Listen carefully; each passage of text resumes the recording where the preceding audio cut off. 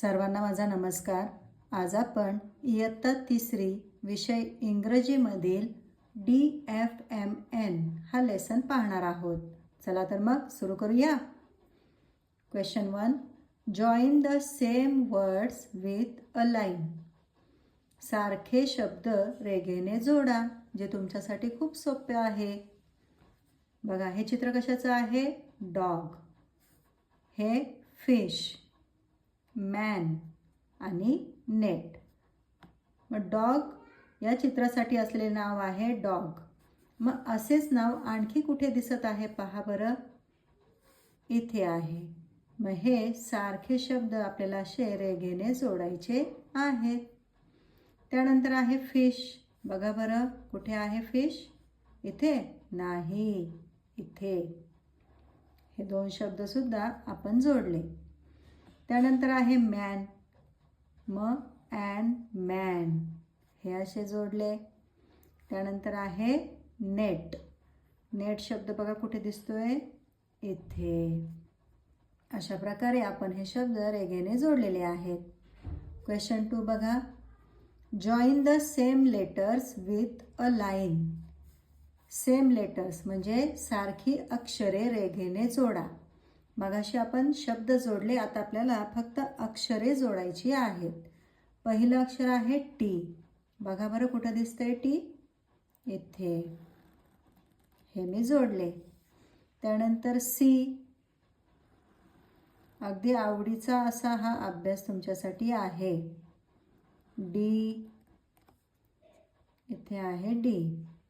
त्यानंतर आहे एफ. त्यानंतर आहे पी.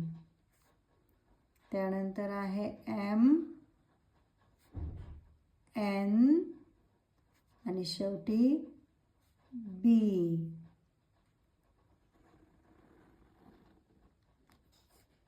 आणि ए.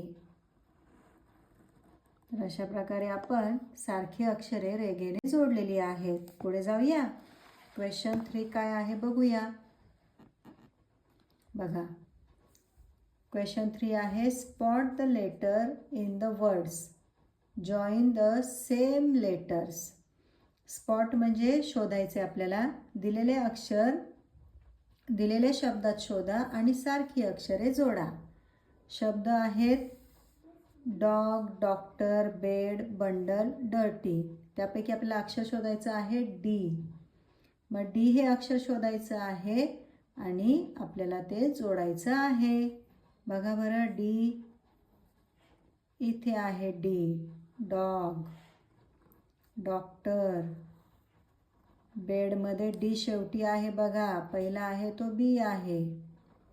डी आणि शेवटी डी.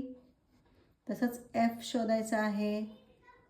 एफ बघा 2 वेळा आलेला आहे, त्यामुळे तो असा जोडायचा आहे.